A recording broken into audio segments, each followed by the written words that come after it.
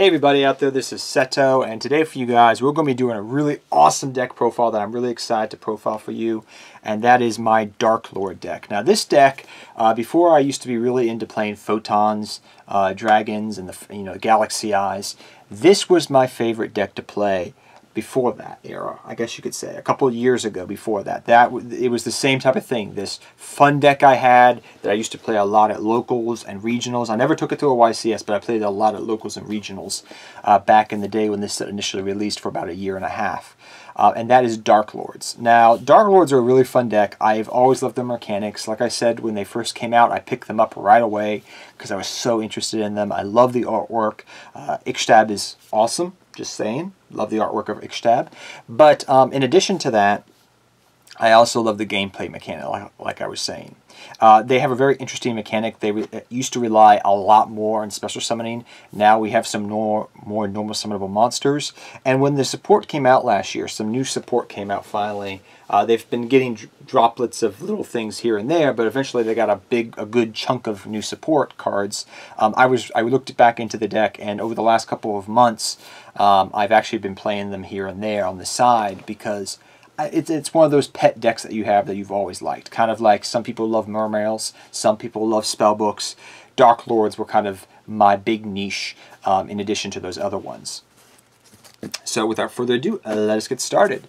So first off, we run 3 Ixtab. Ixtab is Bay. Ixtab is beautiful. This is the card that as soon as I saw this card, I said, I don't care how good the deck is, I'm building the deck. And that's what I did. And ever since then, I've played it. So Ixtab is really awesome. Pretty much all the New Age Dark Lords can copy spells and traps by paying a certain amount of life points from the graveyard to get their effects off, which is awesome, and then shuffling them into the deck. So I'm not going to talk about that part because a lot of them do that. But pretty much with Ixtab, she's your draw engine of the deck. She's kind of like a graceful charity, I guess is the best way to say it for the deck. And the thing you have to remember, guys, is this deck can brick very hard. And that's why Ixtab is so important as a 3-of. This deck doesn't brick as hard as it used to, but it used to be so integral and so special summon heavy that you could use your normal summon as a tribute because all your monsters were big. You rarely went into a normal summon, and that's why we would run things like Vanity's Ruler, Vanity's Fiend, and the different Vanity's cards. I know people even ran some different Monarchs at one point, but that's why we would run tribute monsters. I even knew people, because there was one locals that ran heavy traps, they ran Jinzo in their Dark Lord deck because they didn't really rely upon the normal summon. They strictly were special summon reliant for the most part. And eventually that changed because we got some normal summonable monsters, and that was a good thing because the deck was very well known to brick very hard, even though you were running triple Allure of Darkness and triple Trade-in. So even still, that's why Ixtab is still important. After going through that and talking about all those cards, is because even if you still brick, Ixtab is going to help you get out of it and can help turbo your deck out too. Superbia is still a staple 3-of I believe in any Dark Lord build.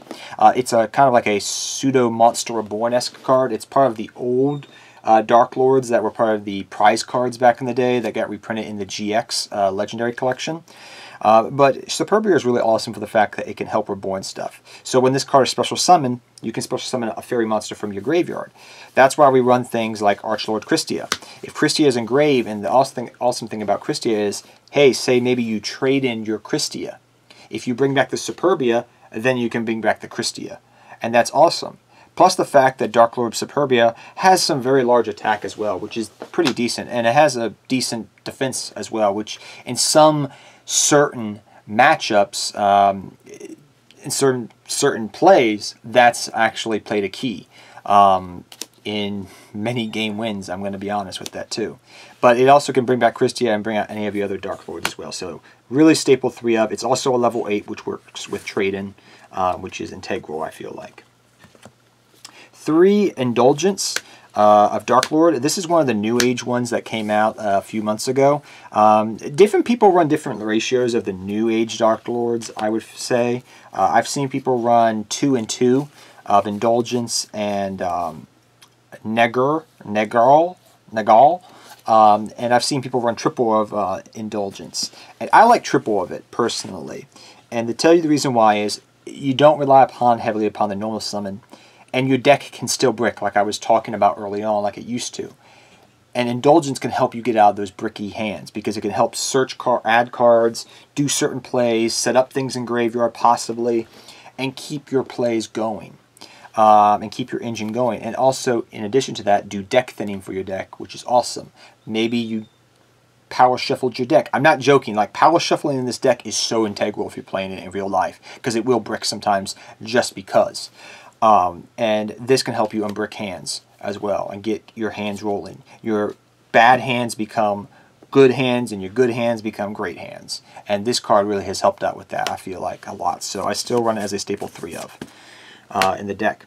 3, Nastin. Nastin used to be your major unbricker of the deck. Like, you bricked. That's why we used to run 3 Nastin. AKA, my nickname for Nastin was Nasty. Don't ask me why. Probably my dyslexia kicked in, and I was like, oh, it says Nasty. So I used to call it Dark Lord Nasty for some reason. Great card, though. Helps you still unbrick hands because of its ability to destroy, get cards engraved. I feel like it's not as integral as it used to be, but it's still a staple 2 of in the deck. 2, Dark Lord Ukobak. Some people like 1 Ukobak, and some people like double. Some people like none. I don't think we run triple anymore. I don't feel like that's necessary. But I like 2 Ukobak because it can set spells and traps up in grave. And in a lot of situations and in certain games, I feel that's integral. And you don't, like I said, rely heavily upon the normal summon, which is why I decided to run Ukobak as a 2 of. Have I thought about cutting it down to 1 of? Yes. But I'm kind of going back and forth as I've been revisiting the deck over the last couple of months, and I felt comfortable as running it as a 2 of, and I haven't looked back since. 2, Archlord Christia. It is super easy to get Christia out onto the field, and the beauty of Christia in this deck is you're going to bring out these big, beefy Dark Lord monsters, right? And then you're going to have Christia on board, and your opponent can't special summon monsters, and you're just going to beat their face in. And it's so fun. But Christia is so easy because of the ease of getting 4 Dark Lords in grave, or 4 fairies in grave. But the cool thing is, you can trade in your Christia, and then bring it back through certain means using Superbia, etc. So it's such a great card in this deck. I wouldn't say 3 of, but definitely 100% staple 2 of to 3 of. In any Dark Lord build, I feel like. If there's something you want to cut out of this deck, I'd say cut it for Christia, because it's that good of a card. But I find constantly, time and time again, 3 Christia always bricks. So I don't run it anymore. But double Christia, all the way, man. All the way. 1, Dark Lord Morningstar, a.k.a. Mr. Evil himself. This card is pretty much kind of your boss monster of the deck. If you can get him out on his own, that's awesome. But he's mainly going to be here to use in combination with your Dark Lord Uprising to bring out your new Dark Lord Fusion, which is the first Dark Lord, aka Morningstar's new fusion card. So that's why we run him as a 1 of. Some people run multiple of him. I've seen people run 2 and 3 because they heavily want to focus on going for the Dark Lord, the first Dark Lord, and they are just trying to turbo him out. I find that it's nice to go into. It's a great card to have. It's a great card to get on field, but I don't feel like I need to run multiple of it. So I decided to cut that down to add consistency in my deck and not make my deck a one-trick pony, so to speak, which I find that it works. It was great some duels, and some duels I was just like, I wish I had consistency. And so I just run him as a 1 of in the deck. 1, Dark Lord Zetro.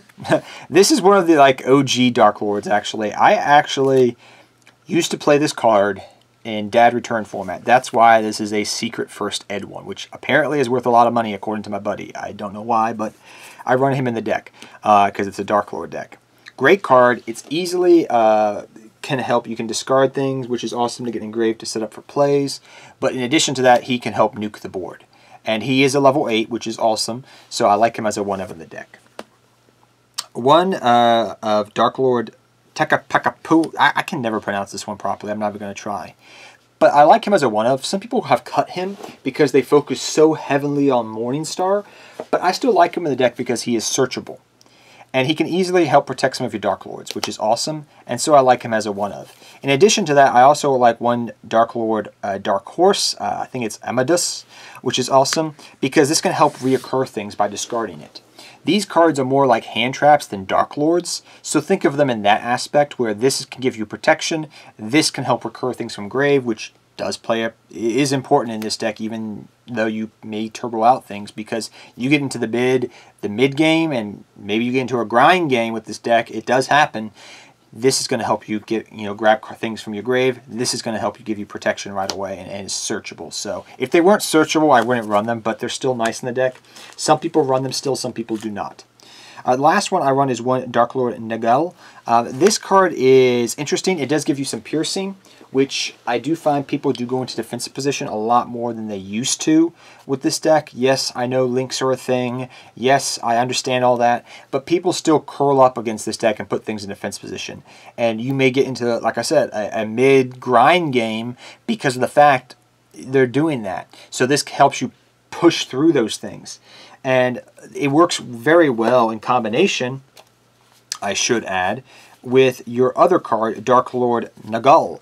These two really work in tangent with each other once you know your combo plays in this deck of how this can bring things out, give your opponent stuff, then you can do piercing with this. There are things you can do. And you may think, oh, that's not a big deal. It's won me games, guys, straight up. So for that reason, that's why I like him as a one of. He's not essential to the deck, but he's nice to have and can win you games in a lot of situations which you would not be winning. 3, Dark Contract. Dark Contract is your Monster Reborn card of the deck, which is awesome. Really love this card. This is mainly going to be used on Superbia, so you can use Superbia's effect. You will use it on other cards like Ixtab sometimes and other different ones. Back when we used to run Eradicator Epidemic Virus, which is a great side deck option in this deck, just saying that on the side, this used to be great because you could Reborn it and then Eradicator. And I would definitely say, depending upon the format, if it's spell heavy, you still would run Eradicator in your side deck minimum. Back on topic, definitely a staple 3 of. Next, we run 3 Banishment of Dark Lords. Great, great, great card. It's your searcher for the deck. If I remember correctly, let me just read this. Add 1 Dark Lord. Yeah, it's 1 Dark Lord card. Not Dark Lord monster. Not Dark Lord spell or trap. Dark Lord card. That's an important thing that people sometimes forget. And it's a staple 3 of, in my opinion, I feel like. Next, I run Triple Trade-In. Trade-In is so staple in this deck, it's ridiculous. I'd say next to Blue Eyes, of all the decks I've ever played, it's a staple. Because you have 1, 2, 3, I'm just going down the line here, 3, 4, 5, 6. 6 targets, I believe it is. I think you may have more than that, but I know it's 6 off the top of my head. And they're really awesome. Also, Trade-In's going to work in combination like we were talking about earlier with your Christia, and then you can bring it back with Superbia, with combo plays like that. And it also works with Xerophine, which is awesome because you can nuke boards that way by bringing it back. So don't think just by doing that you're just drawing cards. No, you can set up set up for future plays with, your contracts, which is awesome. So definitely staple 3 of in any Dark Lord deck. Double Allure of Darkness. That may sound counterintuitive, and I understand. I've had some people say just run 3 of. And if you want to cut cards in the deck, yeah, maybe you want to run 3. But I found that I didn't need 3. I found that I didn't want to banish my Dark Lords because the deck didn't brick as much as it used to way back in the day. And I found that Double Allure was all I really needed. I have Trade-In, I have a lot of deck thinning, I have Ixtab, I have a lot of things of where my deck is just easily deck thinning on its own naturally through its plays. And I found that I didn't need 3 Allure. So Double Allure is in the deck. I definitely feel it's a staple 2 of or 3 of, but that's up to the personal player who is building this deck. And I feel like once you play the deck enough, you'll start to understand where I'm coming from. Next we have 1 Foolish Burial of Goods. And 1 Foolish Burial. Foolish Burial Goods is to help set up your spells and traps in grave. Don't discount how important that sometimes can be for getting to certain cards. And I find that some people like running this as a 2 of. It's a tech option that I didn't used to run, and as I've rebuilt the deck, I thought about it. I saw some other people trying it out, and I like it in the deck as just a one-of. It's nice to have instead of running triple Ukobak, because people discount how important that sometimes can be for getting certain hands unbricked and getting certain, good hands to become great hands and bad hands to become good hands. Foolish Burial, it's staple. You want to have some of your Dark Lords engraved to set up for plays. Call by the Grave, you want to protect your graveyard. I feel that's very important. Upstart Goblin, it's going to give you some more draw power. I decided to run, instead of a third Allure of Darkness, Upstart Goblin. Yes, I give my opponents life points. I don't care. I have big beefy monsters. I'm going to smack you in the face. One Monster Reborn, it's important because of the certain different Dark Lords you're going to have engraved, along with your contracts, to bring them back and do combo plays with them. So I feel like it's definitely a staple. On to your traps. We pretty much run all the different ones. We run one Dark Lord Enchantment, which is kind of like a mind control for the deck. One Dark Rebellion. I would say I thought about bumping this back up to 2 of, but this is kind of helps you give you some destruction. Sanctify the Dark Lord pretty much can help you negate stuff. So this is kind of like a breakthrough skill-esque card. And then one Dark Lord Uprising, which is kind of helps you go into your fusion play. Some people, like I said, they like focusing heavily on the fusion. That's up to you, but I like just running one of each. And you can run multiples of this if you want to, run multiples of this if you want to, depending upon the format. Like I said, there are other traps you can run, like Eradicator and certain cards in the deck, because of certain formats, they work well. If anything, I would run them in the side deck. On to the extra deck, we'll get through very quickly. I've just going in depth with this deck a lot because I love it. But we have 2 Condemned Dark Lord, which is awesome, and we run one of the fusion as well. So Dark Lord Condemn is definitely a staple 2 of, and one of the first Dark Lords is a 1 of. You can, like I said, if you want to focus it heavily, you run more of the fusion, etc. Let's get into the links.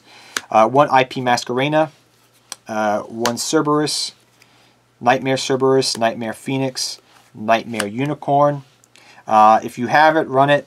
Blackluster Soldier of Chaos, so Blackluster Suit Soldier, Soldier of Chaos. 1 Appaloosa, it is very easy to go into this, and 1 Access Code Talker. It's so easy to go for these cards because of the ability to spam the board, and this is easy to go for because it's very common to have 3 random Dark Lords on the field that are different names. For your level 8s, I run 1 number 38 Hope Harbinger Titanic Galaxy, 1 Divine Dragon Knight Felgrant. I wanted some level 8s in there.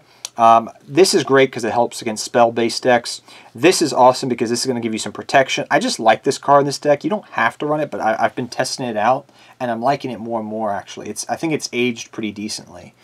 1 number 97 Dragolon, 1 number 100 Numeron Dragon.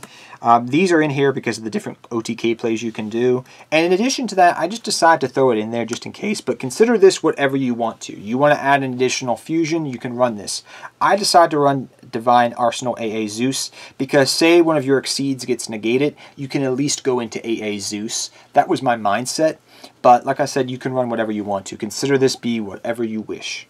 But that is the deck in a nutshell, guys. I know I was probably super in-depth with that deck and excited about it because I'm going to be honest, I love this deck. I really like this deck. It's a really cool deck. It has really awesome artwork. The lore behind it is, my gosh, like, just look into it if you haven't yet. But it's one of those decks that, you have a lot of fond memories of playing with years ago. And I'm happy I got new support last year. So till next time, guys, take care, have fun dueling, good luck dueling to all of you, and I'll see all of you guys next time. Take care, everybody.